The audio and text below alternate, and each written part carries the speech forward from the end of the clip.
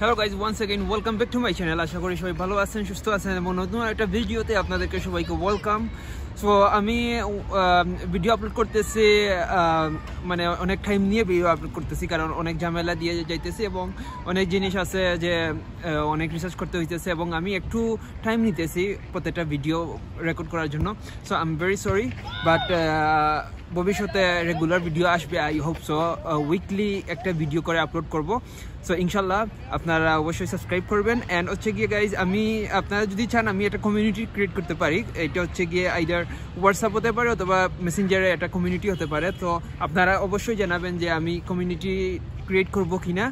আপনারা সবাই এখানে ডিসকাশন করতে পারবেন অথবা আমার সাথে কানেক্ট, মানে মেসেঞ্জারে হোক আর হোয়াটসঅ্যাপে হোক আপনারা যোগাযোগ করতে পারবেন।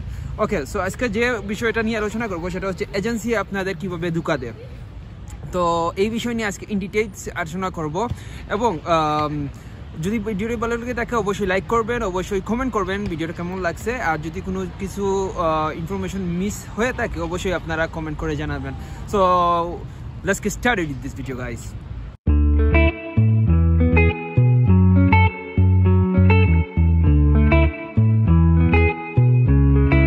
অলরাইট গাইস, তো আমি এইখানে কি পয়েন্ট করে এটা লিখে রাখছি, এইগুলা আমি আপনাদেরকে ইনডেপথ আলোচনা করব এইগুলা নিয়ে।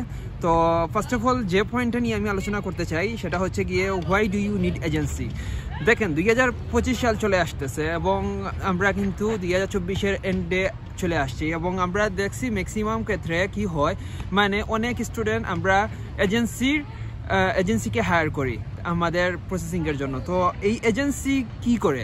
এজেন্সি হচ্ছে আমাদের হয়ে তারা কাজ করে দেয়। যেমন আপনি হয়তো ফাইল প্রসেসিং হয়তো আগে করে নাই, আপনার এই এক্সপিরিয়েন্সটা নাই, তারা আপনাকে মানে গুছায় সব কিছু অর্গানাইজ করে তারা আপনাকে কাজটা করে দিবে। এই হচ্ছে তাদের কাজ। এবং কিছু কিছু এজেন্সি আছে তারা অথরাইজড, আবার কিছু এজেন্সি আছে তারা আনঅথরাইজড।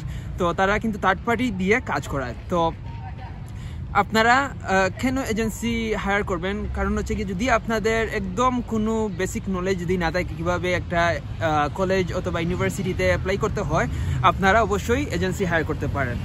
এখন সেকেন্ড যে পয়েন্টটা আমি বলবো সেটা হচ্ছে how do they work for you.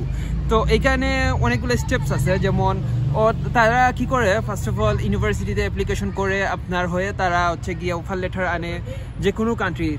তারপর হচ্ছে গিয়ে ওরা ডিটেলস বলে, তারপর আপনি পেমেন্ট করেন, ইন্টারভিউ দেন, এভরিথিং যখন শেষ হয়ে যায় তখন হচ্ছে গিয়ে আপনি পেমেন্ট করেন। অথবা অনেক এজেন্সি আছে যারা হচ্ছে গিয়ে অ্যাডভান্স পেমেন্ট নিয়ে থাকেন। তো এই হচ্ছে টোটাল প্রসেসিং। এবং তাদের অনেকগুলা মানে স্টাফ আছে যে স্টাফগুলো আপনাকে প্রিপারেশন করে যে কি ভবিষ্যতে আপনার ইন্টারভিউ কেমন হবে না হবে, ওরা একটা মক টেস্ট নিবে এবং এভরিথিং যত কাজগুলো আছে ওরা কিন্তু আপনার কাজ করে দিবে আপনার হয়ে। সো এজেন্সির কাজটা হচ্ছে এইটাই। এখন কথা হচ্ছে গিয়ে দেখুন, আগে কিন্তু এজেন্সি ছিল না এতটা, কিন্তু এখন অহরহ এজেন্সি আপনি পাবেন আপনার আশেপাশে। তো আপনি যখন চুজ করবেন একটা এজেন্সি তখন খুব ভালো করে দেখে বুঝে শুনে চুজ করবেন, কারণ অনেক এজেন্সি আছে যারা হচ্ছে ফ্রড। এবং আমরা একটু পরেই এটা নিয়ে আলোচনা করতেছি। তো হোয়াট আর দেয়ার বেনিফিটস? তাদের কি বেনিফিটস? দেখেন তাদের অনেকগুলো বেনিফিট থাকে। যারা অথরাইজ এজেন্সি তারা হচ্ছে গিয়ে প্রথমত আপনার কাছ থেকে হয়তো জিরো পেমেন্টে হয়তো কাজ করে দিবে। তারা বলবে যে আমাদের কোনো পেমেন্ট করা লাগবে না। অথচ তারা কিন্তু একটা ইউনিভার্সিটি থেকে একটা কিন্তু কমিশন পায় যদি তারা একটা স্টুডেন্ট আনতে পারে। তো এটা হচ্ছে ইউনিভার্সিটি থেকে তারা অনেক বড় একটা কমিশন পায়।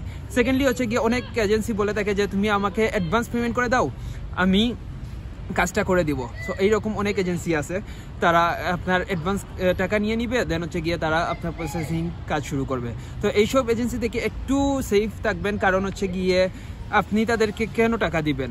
যদি আপনার ভিসা নাও হয় তারা হয়তো এই টাকাটা রিফান্ড করবে না। হয়তো অনেক এজেন্সি আছে যে আপনার কাছ থেকে টাকা নিবে, নিয়ে আপনাকে আর তারা আপনার ফোনও ধরবে না, আপনি গেলে তাদেরকে পাবেন না। অনেক এজেন্সি আছে এইরকম, ফ্রড বন্ধ হয়ে যায়। তো একটু কেয়ারফুল থাকবেন এই বিষয়ে। অ্যান্ড সেকেন্ডলি হচ্ছে গিয়ে are the trusted or for. So আমি যে জিনিসটা বলতে চাচ্ছি যে দেখেন অথরাইজ এজেন্সি তারা কিন্তু ঠিকই আপনার অরিজিনাল ডকুমেন্টসের উপর কাজ করবে এবং তারা চাইবে যে আপনার ভিসাটা হোক, কারণ ভিসাটা হইলে তারা কিন্তু ভালো একটা কমিশন পায়। তো এইটা দিয়ে তাদের বড় একটা অ্যামাউন্ট আসে, পর হচ্ছে গিয়ে তাদের আর আদার্স একটা ইনকাম সোর্স থাকে। তো ওরা বিভিন্নভাবে ওরা আপনাকে কাজ করবে। অ্যান্ড সেকেন্ড যে লাস্ট যে পয়েন্ট যেটা, সেটা হচ্ছে who should you trust for abroad, YouTube or agency, এটা মোস্ট ইম্পর্ট্যান্ট যে আপনি কাকে বেশি ট্রাস্ট করবেন। একটা ইউটিউব যেমন আমি আপনাদের জন্য কিন্তু অনেক কন্টেন্ট তৈরি করছি এবং এখনও তৈরি করতেছি। আপনারা আমাকে ট্রাস্ট করবেন নাকি এজেন্সি ট্রাস্ট করবেন? কারণ কিছু কিছু জিনিস আছে হয়তো এগুলা কি বলে মানে ইন্টারাপ্টেড হয়ে যায়। যেমন ধরেন আমি এক জিনিস বলছি আপনাদেরকে, আপনারা এটা বিশ্বাস করছেন, কিন্তু এজেন্সি অন্য কথা বলতেছে। সো এটা মোস্ট ইম্পর্টেন্ট, আপনারা কার কথা বিশ্বাস করবেন। দেখেন এখন কথা হচ্ছে গিয়ে এজেন্সির যে সমস্যাটা, যে প্রবলেমটা হয় সেটা হচ্ছে গিয়ে এজেন্সি কিন্তু আপনাকে সব কথা বলবে না। কারণ যদি সব কথা বলে ফেলে তাহলে কিন্তু ও আপনাকে নিতে পারবে না। কারণ আপনার হয়তো মাইন্ড চেঞ্জ হয়ে যেতে পারে যে না আমি ওই কান্ট্রিতে যাব না, আমি হয়তো পরে যাব বা ভবিষ্যতে যাওয়ার প্ল্যান করব, তখন কিন্তু তাদের একটা কাস্টমার লস। আর আপনি যখন একটা বিজনেস করবেন আপনি এরকম চিন্তা করেন, আপনি কিন্তু চাইবেন না আপনার কাস্টমার লুজ হোক, আপনি সামহাউ যেভাবেই হোক আপনার এই কাস্টমারকে আপনি ধরে রাখবেন। তো একই প্রসেসে তারা চায় যে তাদের একটা ক্লায়েন্ট যাতে লুজ না হোক, তারা সেইভাবেই কাজ করে। তো আপনাকে ওরা অনেক ধরনের বেনিফিট দিবে, কিন্তু তারা সবসময় আপনাকে পজিটিভ জিনিসটা বলবে, কিন্তু নেগেটিভ জিনিস খুব কম বলে। দ্যাটস ওয়াই আপনি কিন্তু যখন কোনো কিছু জানবেন না তখন আপনি শুধু পজিটিভ জিনিস দেখলেই কিন্তু আপনি মানে এই মানে ডিসিশনটা নেবেন না। আপনি দেখবেন যে দেখি আদার্স মানুষগুলো যারা এক্সপিরিয়েন্স করছে, যেমন আমার এই বিষয়ের উপর একটু এক্সপিরিয়েন্স আছে, তো আমি কিছুটা হলেও মনে করেন ফেস করছি এই জিনিসগুলা। তো আপনারা যে আমাকে 100% বিশ্বাস করবেন এইরকম না, বা অন্যান্য ইউটিউবার আছে তাদেরকে যে বিশ্বাস করবেন 100% এইরকম না। আপনি তাদের কাছ থেকে এক্সপিরিয়েন্সটা নেবেন যে তারা কি বলে। তো এক একজনের এক এক ধরনের ইউনিক এক্সপিরিয়েন্স হয়, এক এক ধরনের প্রবলেম হয়। তো তারা কি প্রবলেম ফেস করছে এবং এজেন্সি কি বলতেছে, আমার আসার পর কি করা উচিত না উচিত বা কি প্রবলেম হতে পারে, তো সবগুলো ওভারঅল মিলে আপনি একটা ডিসিশন নেবেন। আপনার এজেন্সি বলছে এই কথা, আপনি ডিসিশন নিয়ে নিছেন, তারপর আসার পর দেখলেন যে আপনি তো সমস্যায় পড়ে গেছেন। তো এইরকম না করে আপনি বহুত সাইড থেকে আপনি আইডিয়া নেওয়ার ট্রাই করবেন যে তারা কি বলতেছে এবং আপনার কি করা উচিত। দেন আপনি একটা ফাইনাল ডিসিশন নেবেন যে আপনার কোন কান্ট্রি যাওয়া উচিত, কীভাবে প্রসেসিং করা উচিত, কোন এজেন্সি ধরা উচিত। কারণ আপনার আশেপাশেও তো আপনার অনেকেই কাজ করে থাকে এবং আপনাকে ব্যক্তিগতভাবে অনেকেই বলবে যে আমি কাজ করে দিব, তুমি আমাকে টাকা দিয়ে দিও। সো ওই রকম অনেকেই আছে যারা করে, কিন্তু অনেক ক্ষেত্রেই হয় ওইটা মানে অনেক রিস্ক হয়ে যায়। যেমন আপনি হয়তো কাজ করাইতেছেন অথচ আপনি জানেনই না যে উনি মানে জেনুইন কিনা, বা তো আপনার পরিচিত হতে পারে, আপনার এলাকার বড় ভাই হতে পারে, আপনার আত্মীয় কোনো একজন হতে পারে।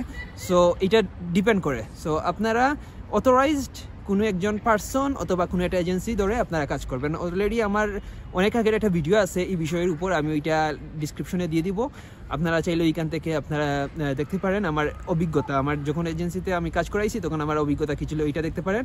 এবং নেক্সট ভিডিও আসতেছে কামিং সুন। সবাই ভালো থাকেন, সুস্থ থাকেন, দেখা হবে নতুন video দেখাইস।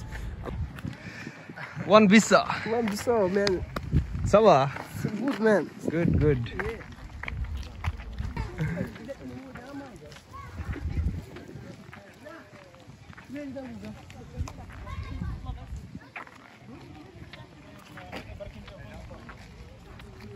Ici, là, c'est des plantes qui vivent en montagne. En montagne, en altitude, il n'y a pas des grands arbres, c'est petit comme ça.